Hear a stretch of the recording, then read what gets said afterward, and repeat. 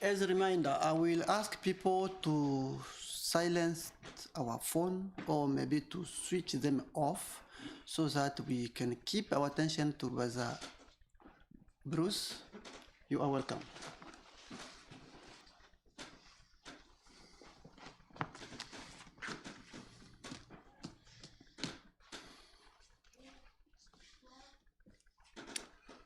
How many years has that building been next door?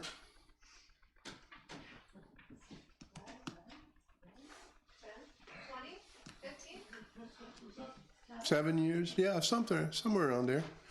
And for the first time last week, I looked at the sign on the front of it, and it said, please excuse the pronunciation, Masish ul Haq. Is that close? Do you know what it means? What does it mean? It means the mosque of truth. Isn't that interesting? They're there proclaiming what they believe is the truth. That's a lot like us. We're here proclaiming what we believe is the truth.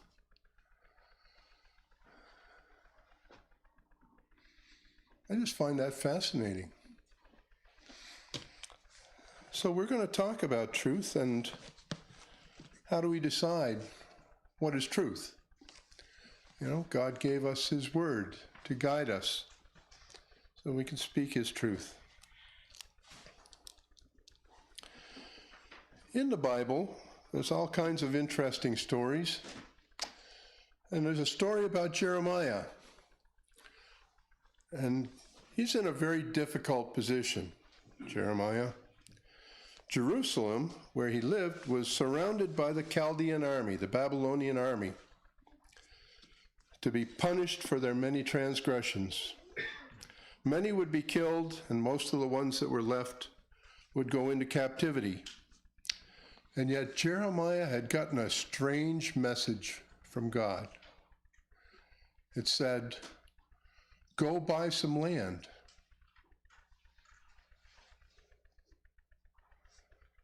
This defied human logic. It's foolish to the extreme. Instead of holding on to whatever cash or jewelry or whatever he had so that he could take it with him into captivity and maybe make a new life for himself, he's supposed to go spend that for a piece of land in a country that's soon to be abandoned, actually repopulated with foreigners. What good would that land do for him? And yet Jeremiah did what he was told. We have to ask ourselves, why? Why would somebody do that strange thing? And he tells us in Jeremiah 32, verse 17, he said he was dealing with the Creator God. If he could create all this, then nothing is too hard for him. We can rely on him. In verse 20, he said he was dealing with the God of miracles, the one that did the miracles in Egypt, the 10 plagues, the parting of the waters, all those things.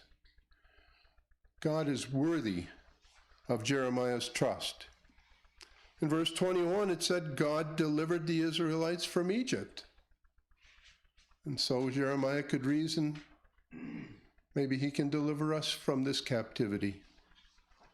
In verse 22, it said God brought them, the Israelites, to the promised land.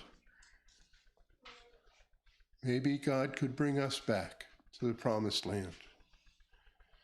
So he acted in faith, he bought the land, and then it tells us the rest of God's plan. Yes, verse 36 to 41, they would go into captivity, yet I will bring them back to this place.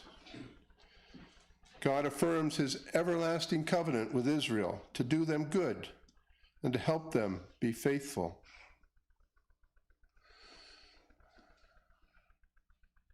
Just a story from the Bible. Or maybe it's a story about us. We find ourselves in a very difficult place. Well, it doesn't seem so difficult. Most of us, compared to the rest of the world, have very easy lives. But really, we're in a very difficult place because the end times are approaching. In 2 Timothy 3, 1-5, it says, now listen to this. It's going to list a whole bunch of examples of what the end times are like. And as we go through them, tick off in your mind, if that's true today, and that's true today, and that's true today, think about it. It says, there's going to be terrible times in the last days. People will be lovers of themselves. Does that get a tick mark? Lovers of money. Boastful. Proud. Abusive. Disobedient to their parents. Ungrateful. Unholy. Without love. Unforgiving. Slanderous. Without self-control. Brutal, not lovers of good, treacherous, rash, conceited, lovers of pleasure rather than lovers of God. That sound familiar? Having a form of godliness but denying the power of it. Have nothing to do with such people.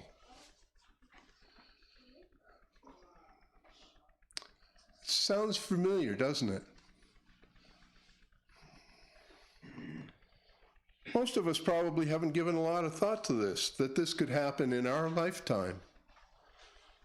I know a brother that stored up bags of rice and pieces of gold in his basement in preparation for the end time. Is that how we're supposed to prepare?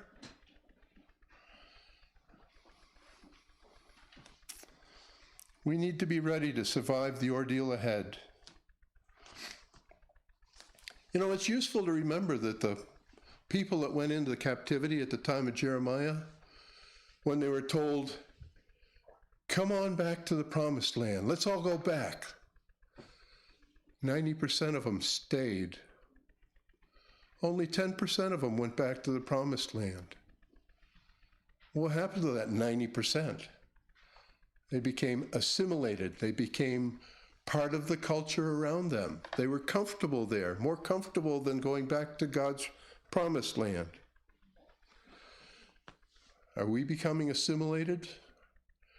Are we getting comfortable in this land?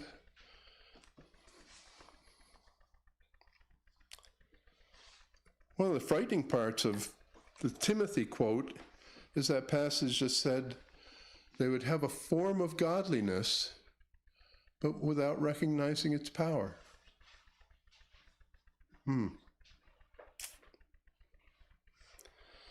Looking religious, but without deep faith. Our Lord Jesus knows what we're like. He knows our weaknesses. He knows our doubts and our frustrations and our challenges and our temptations. And he gave us a 3-step program. You know, the world's all about 12-step programs or 10-step programs. He gave us a 3-step program. Really easy to remember. Maybe a little harder to do. He said in Matthew 16:24, he said, deny yourself, take up your cross daily, follow me. We want to skip those first two. We just want to follow him. Let's take a look at deny ourselves. Time and time again, Jesus holds up examples of what we're naturally inclined to do and then shows what's expected of us, which is very different from our inclinations. He condemned the Pharisees for their foolish ways. He said, they do impressive things to be seen by others. Do we ever do things to be seen by others? When we buy our homes and our cars and our clothes and worry about our personal appearance and worry about our social media presence, it all cries out, look at me, look at me.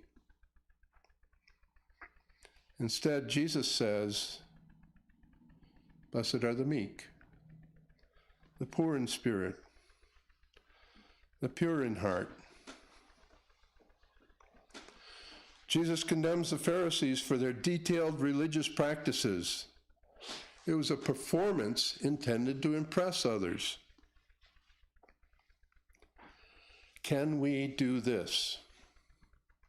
Can we do all our religious activities because we know people will notice if we don't?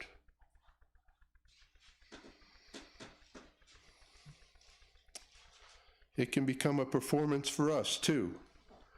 But instead, Jesus wants us to have a change of heart, focus on things like justice and mercy and faithfulness, become radical disciples of our unconventional master.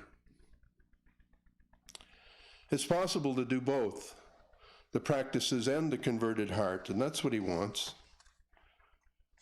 What Jesus condemns is the blind following of traditions without the conversion, without the transformation, without the change of heart. We've got to deny ourselves, break from the ordinary patterns of religion and become devout, holy, converted, saying a firm no to ourselves in order to say a sincere yes to Jesus' call to discipleship. That was the deny ourselves part. And the next step is take up your cross daily. Jesus is telling us we must actively crucify ourselves daily, actively choosing the path of faith and faithfulness and not following the path that is indistinguishable from our unbelieving neighbors. Jesus went into the wilderness, as we read in Matthew 11 and Matthew 4. Yeah. He went into the wilderness to face 3 representative temptations. They're familiar to us. It all started back in the Garden of Eden with Eve. She took the fruit. She saw it was good for food, that it was pleasing to the eye, and that it was desirable for gaining wisdom. There they are, the lust of the flesh, the lust of the eye, the pride of life. That's what those temptations in the wilderness were all about for Jesus. The first temptation was change this stone into bread, right?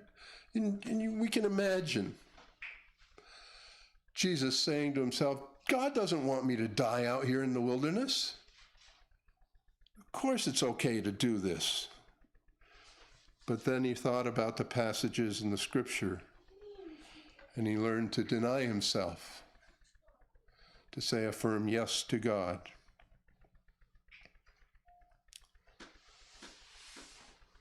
Second temptation, we can imagine Jesus saying, I'll start off my ministry with a bang, with a spectacle, and impress people and let the word spread. How I jumped from a tall pinnacle and survived. But then he thought about what God wanted. God doesn't want a big performance. He wants a faithful life.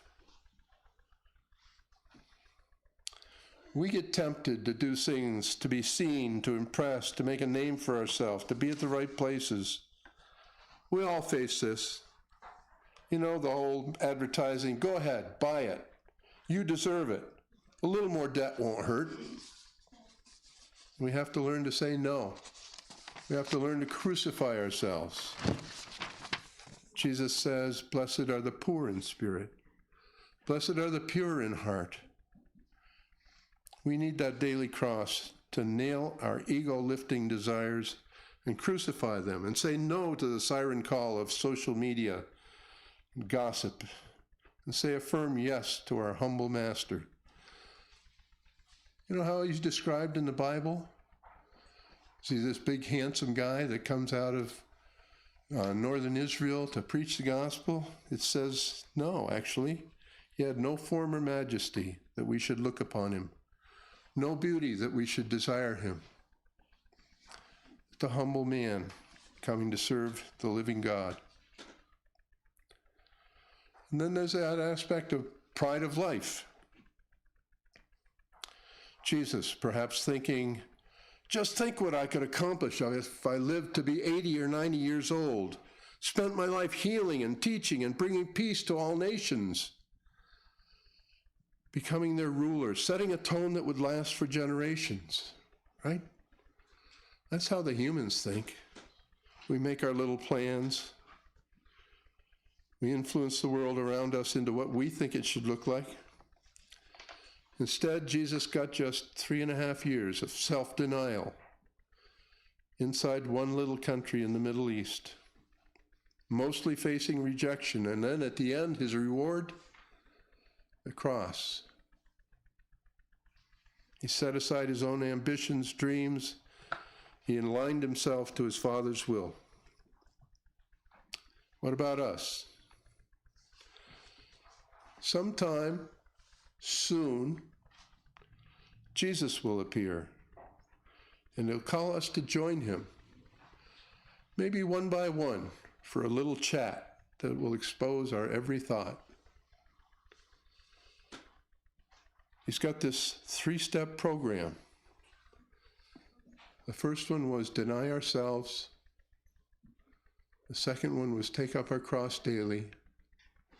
And now he says, follow me.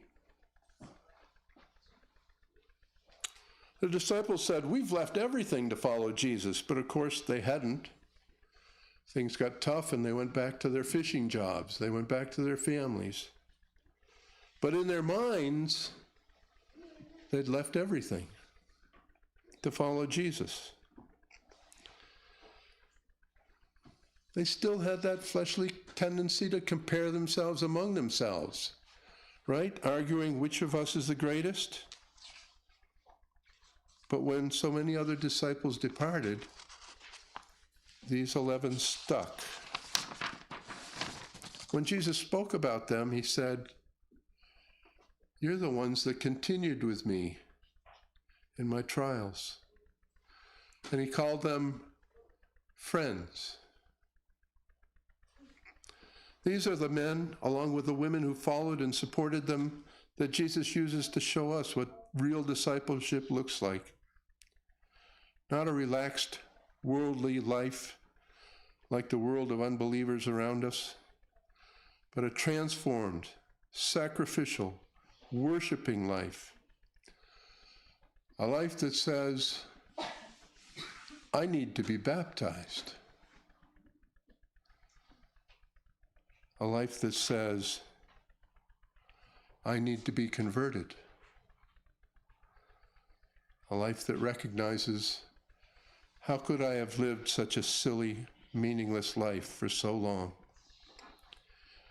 You, me, all of us together, we can do better. We can do better. Jesus knows this, and so he invites us he welcomes us into his presence. Actually, he invites us to welcome him into ourselves. Revelation 3:20, he's talking to the ecclesia in Laodicea. Laodicea was a mess. It was an ecclesia in serious trouble. They had this self-view that they were doing fine, and Jesus said, no, you're blind, you're foolish. And yet he says to them, I stand at the door and knock. If anyone will open to me, I will come into him and eat with him, and he with me. What an invitation. Jesus Christ saying he will be present with us if we'll only open up to him. And I think he invites us each week to come and take these emblems as a symbol of that. He says, take this little piece of bread, represents my body given for you, and take it inside yourself. Remember me. Take this little sip of wine, represents my poured out blood to seal the covenant of all eternity, the covenant of forgiveness, and take it inside yourself. He wants to be present with us this week. He wants us to take this little memorial service seriously. He wants us to deny ourselves, take up our cross daily, follow him, become converted for the kingdom's sake.